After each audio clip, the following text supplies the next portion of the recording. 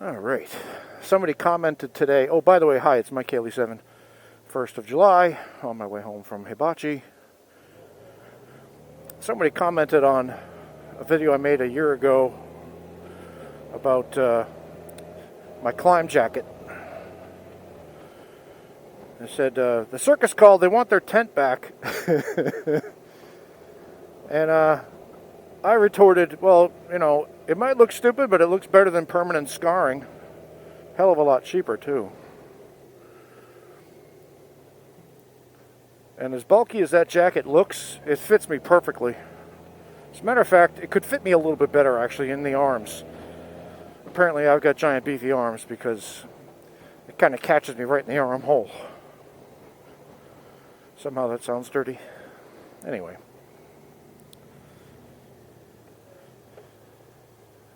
I did not wave at that biker because I didn't notice him until it's too late. Oh, well, sorry. He's probably going to think, evil Honda owners. Got sweat in my eye. That sucks. So anyway, when I was in Sturgis, and by the way, hello, Chuck. When I was in Sturgis, I was in the elevator heading down to the bike, or heading up from the bike, I think it was. And I had on all my gear, you know. I don't think I had my helmet on, but I was holding it. And there was this drunk kid, probably like 22, with his girlfriend, and he's completely off his ass drunk. And he's looking at me with this fake quizzical face saying, "Are you from another planet? Are you a spaceman?"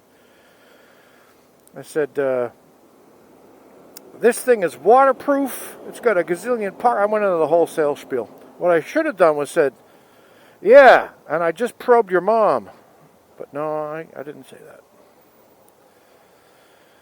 So yeah, people call you spaceman. But then, you know, if I was wearing like a leather vest with jeans with the chaps on and the big boots and the jangly chains, somebody would maybe say, "Are you in the village, people?" So, I don't know why thinking somebody is gay is more punch-worthy than thinking someone's a spaceman. That's an interesting thing, right? I mean, if somebody calls me a spaceman in my spacesuit, I wouldn't want to punch them. But if I'm wearing the traditional Harley stuff and somebody says, "Are you village people gay?" You know, I think most people would think I would punch the guy. Maybe that's why somebody wouldn't say that. But isn't that interesting that there's a different reaction? Fireworks sale. Here, the fireworks are sparklers. You can't actually purchase like real fireworks, at least as far as I know. People go to South Carolina for that. I believe the same is true in Massachusetts, my home state. Everybody goes up to New Hampshire. And the cops, sneaky bastards, the Massachusetts State Police, they'll take the make, model, and license plate of the cars going into New Hampshire, and when they come back, they'll pull them over because they know why they're up there, bringing illegal fireworks in or whatever. Easy way to make money, right? As a state, pull the people over, and they get to pay a fine. Tax-free, but not fine-free. So what you got to do, right, is you go up in one car and come back in another. Anyway, I used to like fireworks. I don't like fireworks anymore. I mean, I guess I like the idea of them, and if I were on my porch and they were conveniently located so that I didn't have to move my fat ass off the porch and could just sit there and watch them, then yeah, I'd be all over that. This car is right up my ass, and I don't like it.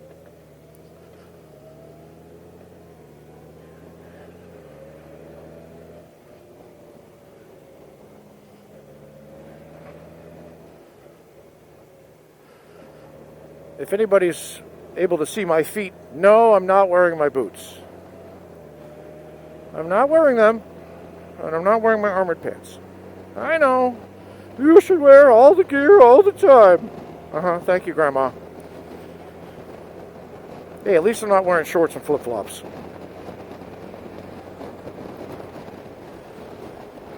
Anyway. Yeah, I used to like the fireworks, but I don't like them anymore because the crowds and stuff. I used to go to Boston. They have like 2 million people in town for that, and just standing room only, no cars. And I was on this bridge watching people shoot, sky fireworks down at the boats, and the boats shooting them back at the bridge. That was always fun. And then they had the Esplanade with the Boston Symphony Orchestra going, the boom, boom, boom. That was fun. But I did it a few times, and I got it out of my system, and crowds got old and tiresome. Then what's the point of watching them on TV, You could just watch a YouTube video any day of the week. So, nah. Set them off, no thanks. It just doesn't excite me. I guess you could say the same is true with shooting. I mean, I do enjoy shooting, but it's expensive as hell because I don't own my own shooting range. So I have to pay $20 every time I go. And then the cost of the ammo, no thanks. Something you can't really do on a regular basis. It costs a lot of money. So, no thanks. And how many times can you go ping, ping, ping on the same target and go, I get the same joy every single time from ping, ping, ping on the same target? Some people do. Look at Hickok 45. He's been doing it for 30 years, 40 years, and he still loves it just as much as he ever did. He's out there ping, ping, ping, ping, ping, having a great time. I think I would get bored of that. But maybe somebody looking at the motorcycle would say, I would get bored of that. Like, okay, well, everybody's got their own thing, right? Stuff that I used to like when I was younger, I really don't like anymore. Not all of it, but, quite a bit of it. Like, I used to love France. I was all about the French. French food, French everything. French fries, French bread, and look, Peru. Let's see if you get that reference. Anyway, I don't like France anymore. I mean, it's not I don't hate France or dislike France. I'm just not interested anymore. Or traveling to Europe. Oh, I was so about traveling. I gotta get out of here, go to Europe. No. My interests have changed. Now this is my dig right here. This is my shindig. I love this stuff.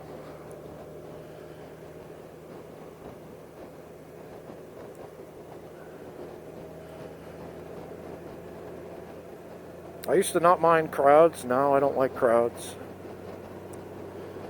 I used to like loud, obnoxious music like, Metallica, Judas Priest, Def Leppard. The earlier stuff, not the later stuff. I liked, metal kind of music, in addition to other things. But now it doesn't really speak to me. I used to like the Dropkick Murphys, for example. A Boston Irish punk band. But they don't really speak to me anymore. I'm not angry like that anymore. When I was an angry guy, and real physical about it. Let me just slow right down here for this, because this is a gravelly area. There we go.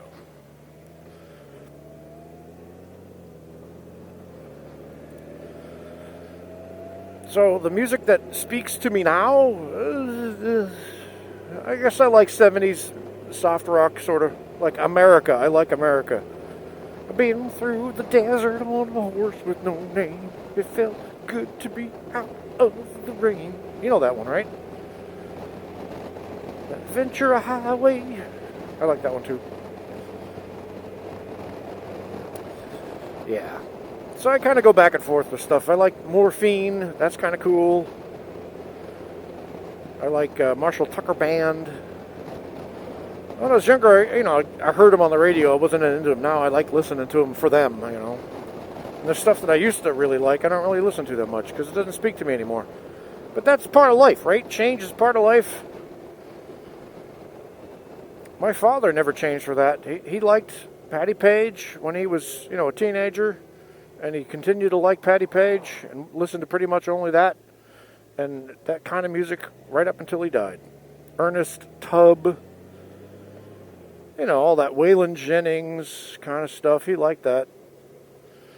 And that good for him, But he always said, this country went to hell in a handbasket after Kennedy was assassinated. So basically there was nothing of value after that point. If the world had ended on November 22nd, 1963... we'd be like, yeah, we didn't miss anything. Why, hello there. God, kind of looked weird walking down the street like that. Anyway.